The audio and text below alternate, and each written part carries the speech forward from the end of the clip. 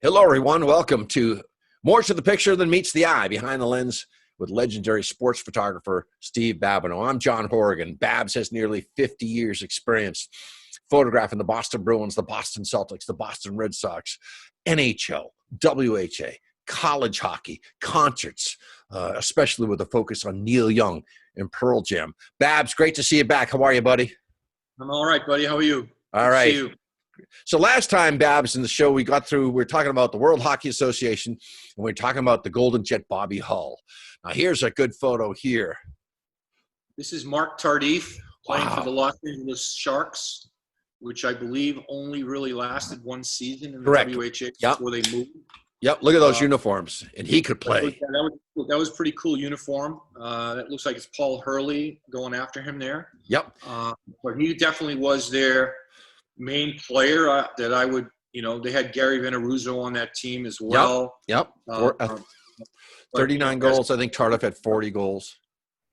It's interesting to look back when you look back at some of this stuff and you're going through your take. Again, it's film. It's not digital. It's film. It's negatives. And all of a sudden, you're looking through these negatives of this particular team, and you can see that I've taken more photographs of Mark Tardif. So obviously there was a bell that was ringing in my head that he was their star, and looking at it, knowing that I'm supplying the hockey news now with photographs, obviously you want to be aware of who these main players are. You know what I mean? It's not like I'm shooting the NHL and I knew the majority of the players in the NHL, who was the star and who was the middle of the road player.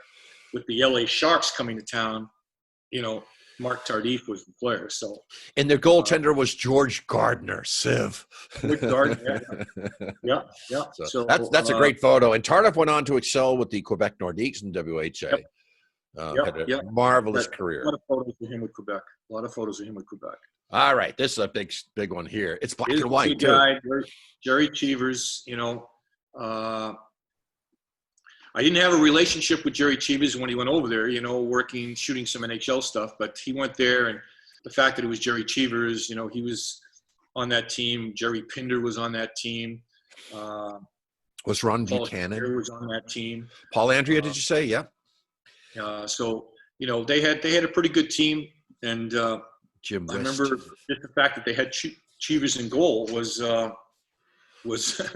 almost a win right there. You know what I'm saying? Sure. So, and when they acquired Jerry Cheevers, I don't know what the contract differential was when he left the Boston, but Harry was notoriously cheap. But Cheevers, when he went to the WHA along with Hull, then it was legit. And he had a pretty good first year. He was backed up by Bob Whidden on that team.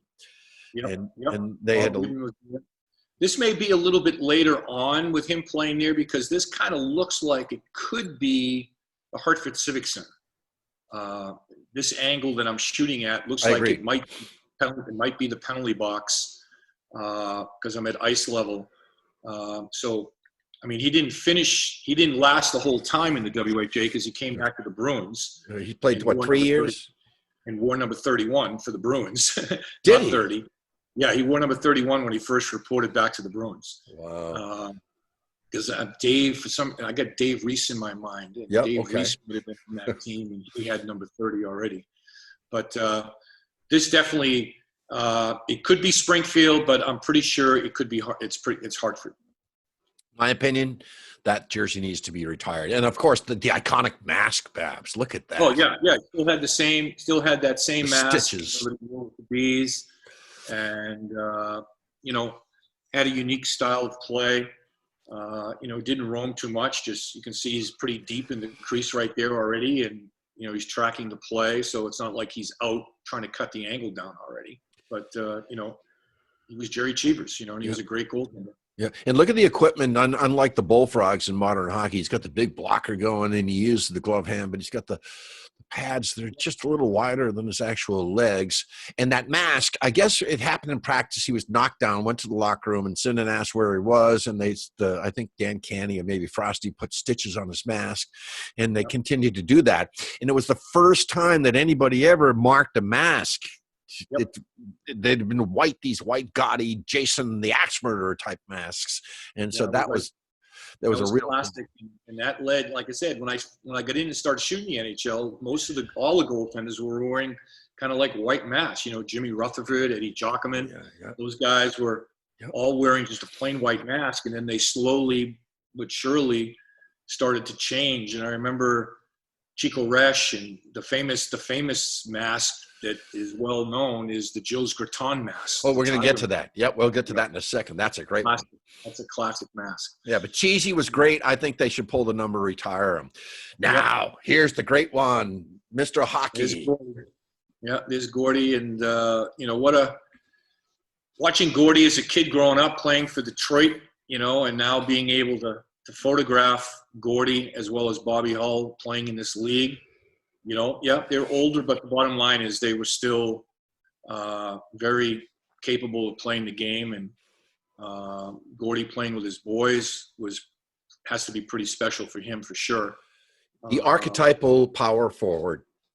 Yeah, unbelievable. You know, he was very good with his stick, with the puck and without the puck. And, you know, it was just pretty cool. Pretty cool. So he came into the league, I believe, the second year in the league. He retired for a few years from Detroit. A remarkable comeback. And like you said, played with his son, Mark, who was a Bruins draft pick and was eventually dealt for Pete Peters, and Marty Howe, who eventually played for the Bruins. Marty didn't have the skills that Mark or Gordy had, but they play in units, power play unit for the Houston Aeros. There was another great, strong team with a lot of scorers, a lot of fighters as well. And if you look at Babs, he has what type of shoulder pads, if they wore any back then? Like the pieces of like nothing, like napkins. Right, yeah. And nowadays, a lot of players back in those days, they didn't wear bulky stuff. It was all about speed from them skating. And I think the equipment that was made in those days, if you wanted to get the bulk on your equipment for protection, it had weight to it. And it was just bulky. And you know, I remember those early Bruin teams, same thing. You see the guys taking their sweaters off, and it was like nothing to it, nothing to the equipment. I think they were more worried about protecting their shins, you know. And you see Gordy's got the high gloves on there. He's got the high cuffs on the gloves. That's the way the gloves were back in the day. And a lot of the players that play the game today, they have that cut right down to practically nothing, you know? But yeah, I mean, the equipment was totally different in those days.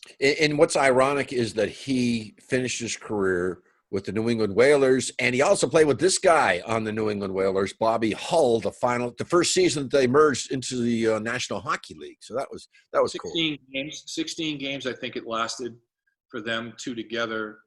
And I think somewhere down the road in the presentation, I have a picture of the two of them together. Oh, do you? Okay. And he played for Gordy, at least, and Mark became a star as a defenseman with Philadelphia.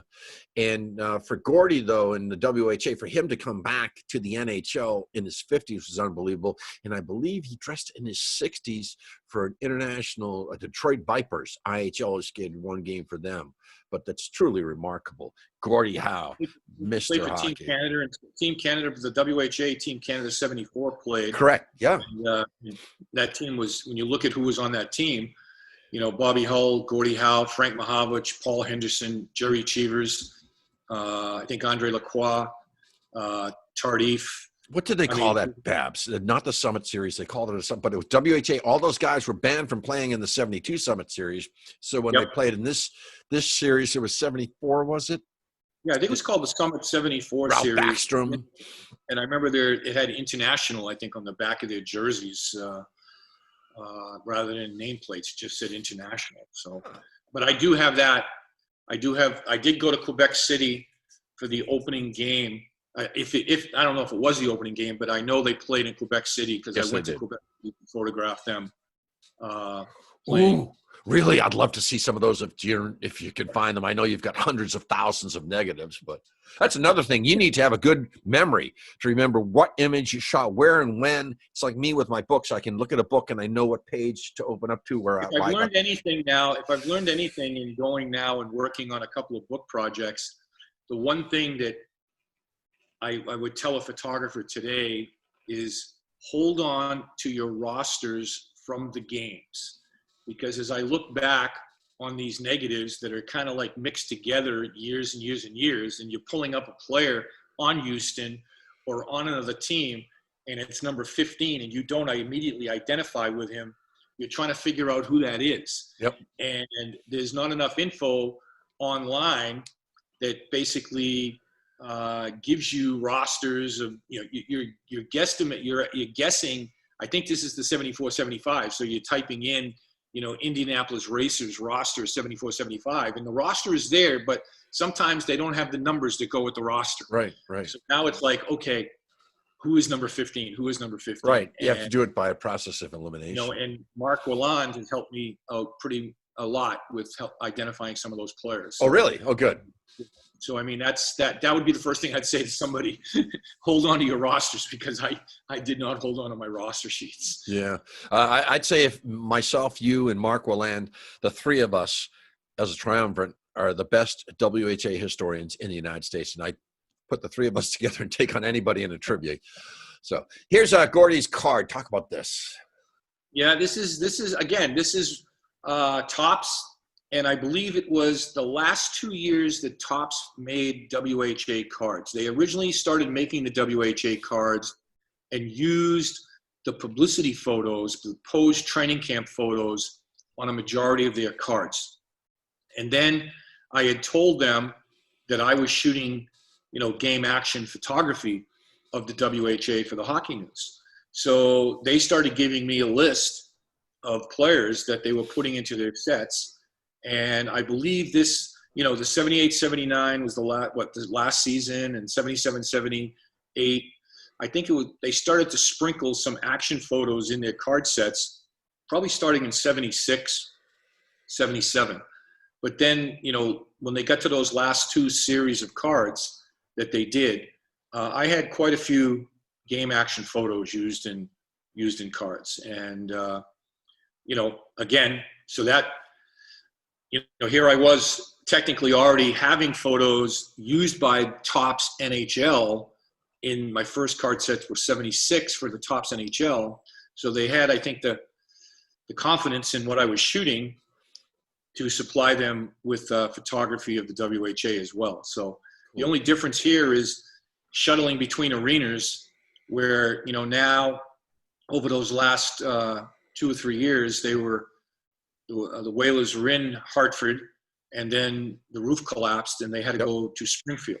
Did you photograph at Springfield at the Big E? What is it, the Springfield Exposition Center? Is it? Or? Yep. Civic Center. Yeah. So I had to go there. Wow.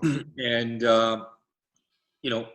shoot them there, but originally started in Hartford, and the lighting obviously is much better, and it was much better in the Hartford Civic Center than it was in Springfield. So again, that's juggling back in the day of film and processing and color correction, and how do you shoot the game, how do you shoot the film, process the film, and I learned a lot on my own trial and error in getting an exposure that was correct. You know what I mean? And using manual focus cameras. I mean, that's what's changed so drastically today, is that these cameras today are doing the work, and the photographer behind the camera is just pointing it in a direction.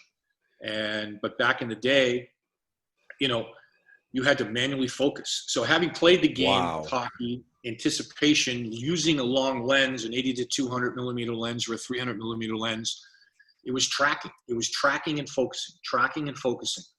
And you had to get that down pat, because your exposure was, sometimes it was only 2/50th of a second for speed, and you were wide open with your aperture, which would have been like 2.8. So you had to be right on the money with your focus. And, you're buying a roll of film that has 36 exposures, only 36 clicks on that roll of film. So it would be very frustrating for me if I got that roll of film back processed, and let's say 5 of my pictures were out of focus. Did that happen a lot? Did that happen a lot? I was beating I mean, it did, because the bottom line is you had players skating in front of other players. The player that you were on, all of a sudden there was another player that cut into the frame. You know what I mean? It wasn't so much the player that I was on was out of focus. It was more like blockage. It was more blockage. But there was every once in a while a picture that was out of focus just simply because I didn't react quick enough. But, you know, to lose 5 frames out of 36, you know, you were kind of kicking yourself after that because it was costing you $5 for the roll of film and probably another $6 to process that roll. Wow. So it was, you know, an upfront charge of at least $10 to get 36 exposures. Wow. And so, you know, you had to be careful, number one, and you kind of judged what team you were playing, you know, in a particular game. When I went, you know, to shoot the NHL more heavily, you know, obviously if you're shooting Montreal, you're shooting probably 8 to 9 rolls of film. You're shooting color and black and white because that's what it was. Yeah, that's what it was. The market, go back to that time frame. What was your market for color photography? It was, you know, there was only like the Bruins did 5 or 6 program covers. There was Hockey Digest, Hockey Pictorial, Hockey World that was putting out color photography on their covers. You know, there wasn't a huge market like which came later on when the licensing business exploded. And then you had poster companies, 8x10 companies, sticker companies, went from 1 card company to like 5 card companies. So, you know, I shot a lot of black and white film back in those early days simply because the cost was different. You know, the cost was different. And, you know, so, but yeah, you know, Topps, I think, then got confidence in me to knowing that this happened. And then when the WHA went out of business in '79, you know, that last year, you know, my famous photo, if I have a famous photo, is Wayne Gretzky's rookie hockey card, which is Wayne Gretzky playing in the WHA, you know, and I was at that game after the roof had collapsed in Hartford. There was going to be a game, Edmonton. I can't remember if it really was Topps that called me or the Hockey News, but they said, this kid is coming around, Gretzky. He's coming to your neck of the woods. There it is, right there. This one? That one? Yeah. That's 1979. That's his rookie hockey card. And that's that's the same game. That's the same game right there. Okay. I found a boatload of those images from that game. I probably have about 20 pictures of Gretzky from that game. So this is his rookie season, 77, 78 with Indianapolis? Or is this is when he went to Indianapolis. He played in Indianapolis, and then Indianapolis folded, and he got acquired by the Edmonton Oilers. Okay. So this is him playing for the Edmonton Oilers down in Springfield, Massachusetts. Wow. Towards I'm trying to pinpoint the game, but I think it was maybe after the first of the year, and he had gone to Edmonton. I guess you got to look up the time frame of when Indianapolis folded, and he ended up going there, but. There was a game in Springfield, Massachusetts, and I got a phone call asking me to go to the game. And then I realized that Gordy was playing for now the Whalers, not Houston. And here was an opportunity to photograph Gordy with the Whalers. Okay. And I kind of really went there to shoot Gordie Howe. You know what I mean? I look back at it to shoot Gordie Howe. And here's this kid Gretzky playing that you heard so much about, 18, 19 years old. And I remember during warm-up, he was like right there, and I was in the penalty box, and I asked him to actually come over to the boards and look at me. And I have a posed photo of him looking right into the camera from warm-up, and then the rest of the pictures from the game. The rookie hockey card is really, you know, nothing spectacular. He's looking at the scoreboard as he's skating up through the slot area from the goal on my left. And he's just simply looking up, but, you know, I have him full frame in color. And you bring the card up there again? Yeah. And this, just so we're clear, he played 25 games with Indianapolis in the final WHA season, 78 to 79. And that's. Yep. So that's him, you know, skating up, and it must be close. I would think it's close to the end of the period. So he's probably, puck's going down the other end. He's looking up to see how much time is left on the scoreboard, or if there was a penalty, how much time is left on the penalty. But, you know, that's his rookie hockey card. And you know, I met Wayne maybe 3 or 4 years ago down in Florida, down in Sunrise, Florida, shooting the Panthers. And he was outside the locker room to congratulate Jaromir Jagr for going into second place. And he kind of looked over at me saying, you know, one of these looks like, do I know this guy? And when he looked the second time, you know, I went over and I introduced myself, you know, as the Boston Bruins photographer. And he said, yeah, he said, you used to sit between the benches. I remember you when I was with the Rangers. And I was blown away that he actually, you know, recognized me. But then I confronted him and I said, I took your rookie hockey card photo. And he kind of challenged me and said, okay, where was I playing? And I nailed it. I told him, you were in Springfield, Massachusetts. It was towards the tail end of the WHA league, and you were in a game against Gordie Howe. And he looked up at me and he shook my hand and he said, you're the winner. And I said, I just got to get a picture of you and I holding that card together someday. So, and that's you've been jinxed for that, though, trying to get that card with him. It's just like cross, and you don't have the card with you. I'm going to do my darndest to try to make that happen. And I kind of blew it this year when the Edmonton Oilers came to the Garden and played the Bruins just before the virus hit. And Edmonton came in, and I had no idea that Gretzky was going to be traveling with the team. And I'm walking down by the Edmonton Oilers locker room, and who's standing at the end of the hallway but Wayne Gretzky. And here we are. This is 3 or 4 years after I met him in Florida. And he looks at me and he puts his hand up like, you got it? Oh. And I rolled my eyes and I said, I did not know you were going to be here. And I immediately tried to call home and get my daughter, because my daughter edits the games for me, but she had already left to come into the Garden. And I knew that if I left the Garden then and tried to drive back to my house and then try to get back into the Garden, you know, we've got certain things we have to shoot before the game, and I wasn't going to make it. I was going to get caught in the traffic. So my son, Keith, that works in the visiting team's dressing room, you know, responsible for the visiting team's dressing room, went up to Wayne and said, I see you were talking to my dad. And he goes, who's your dad? He said, my dad's is the guy that took your rookie hockey card photo. Wow. And he goes, that's Brian said that. The card. You know, so that's on my checkoff list that I've got to get that taken somehow, you know. So hopefully next year or whenever we're back to play and he may be traveling with Edmonton again, I'll make sure that whenever, if I'm going to shoot Edmonton somewhere, Montreal or somewhere, you know, I'll try to get a feel out to see if he might be traveling with the team. You know, Babs, as a statistician, historical statistician, I'm the numbers guy, right? Goals, assists, points, penalty minutes. I still can't get my arms around what he did in the National Hockey League. I can't. He made another dimension of the game that wasn't there. The way I look at it, you had Bobby Orr coming into the league, and the speed of Bobby Orr, the passing ability of Bobby Orr. I mean, I remember going to those old games at the Garden when they had J.C. Tremblay and Leo Boivin and Pierre Palat and guys like Bill Gadsby playing defense. And it seemed like the blue line was a stone wall, and the defenseman never carried the puck over the blue line into the zone. He took it there and he dumped it. You know, and that was it. They just stopped right there. And Orr took it over the blue line and made things happen. Gretzky, with his play of setting up behind the net and getting the puck and making these passes to the points or to the forwards in the slot, nobody had really done that either, the way I look at it, thinking back to the game. It was, you know, bring the puck, take it around the net, bring it around the back out front, and bring it here. But here was Wayne that kind of like had that setup play behind the net.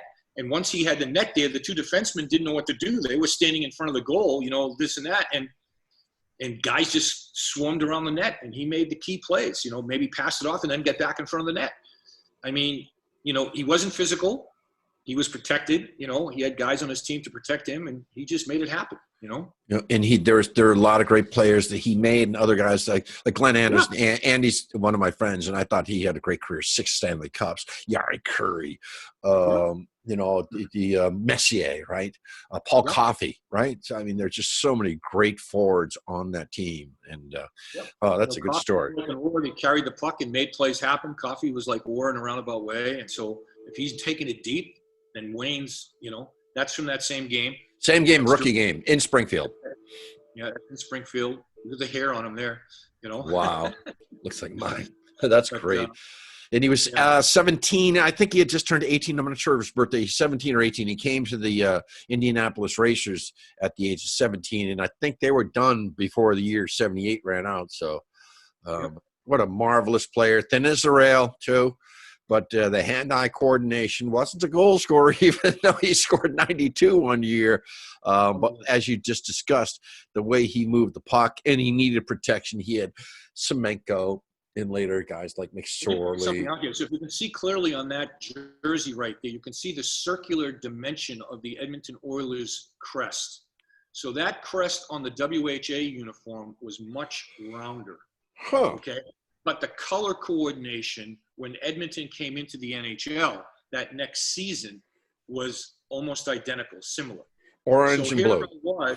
Here I was when Topps Opeachy wanted to put out that NHL set the next year, and they wanted to have Wayne Gretzky in the first pressing that went to press. Wow. So what I had Wayne Gretzky basically in the same color, Really? The only difference was the crest. So the photo, of him, if you look closely at his rookie hockey card, you can see that crest symbol being larger than the normal NHL circular. Huh. That's it right there. So that's yeah. Okay, yeah. With the bleeding letters, it looks like. Yeah. Yep. So great. Hey, so in closing, Babs, in this episode, so that was great. What Gretzky stories. Just want to ask. I know that you, to become a hockey photographer, you practiced by shooting birds or cars, just to get your time and what. Yeah, I worked a good part of my early career. I had a regular job working for a company in Waltham, Massachusetts, which eventually led to a company in Cambridge. I was in the computer software, floppy disk, digital cassettes business. And this company that I worked for out in Waltham was on Winter Street in Waltham, Massachusetts. And I remember buying this 300 millimeter 2.8 lens, which was made by a manufacturer called Topcon. I had the Topcon camera. That's how I started, with the Topcon camera versus a Nikon, which I eventually got. But they made the first 300 2.8 lens, which was the fastest lens in the world for that size. But it was a monster. And in this photo that's on the front page, it's a lens similar to that size, but the barrel on it was much, much bigger. And it was heavy, monopod for sure. But the focusing of that lens was so much tighter than the other two lenses that I was using, the 135 millimeter lens and the 80 to 200. And I found myself in those early days of using that lens as missing my focus. I wasn't getting it quick enough. So I literally used to go out on the hill of 128 on Winter Street and take my lunch there and just pan cars going from left to right, getting the focus of this lens down. Because again, it was manual focus. And I would just do that and track the cars because my position, now that I was now working with the Bruins or for the Bruins, I was basically the only guy that they were allowing to sit in the penalty box and shoot games other than the illustrated guy. So I was in the visiting team's penalty box, and the players are going left to right, just like the traffic flow going left to right. So now by doing that and doing that for a couple of weeks, I got the feel of that lens down.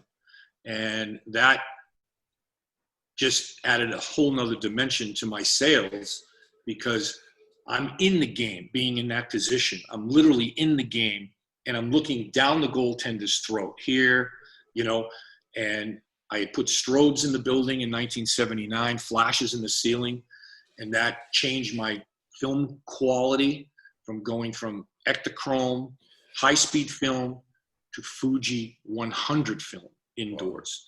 The only difference there was that I could only take a picture every 2.5 seconds using the strobes, because the power packs in the ceiling of the catwalk, it took 2.5 seconds for those power packs to recharge. So literally I would be clicking 1, 2, click, 1, 2, click.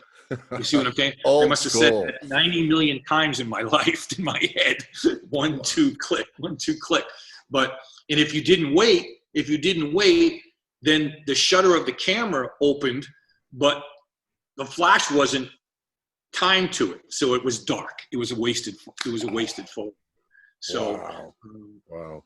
Anyways, Babs, hey, we're coming to the conclusion of episode 2. What a great run here. More to the picture than meets the eye with legendary photographer Steve Babineau.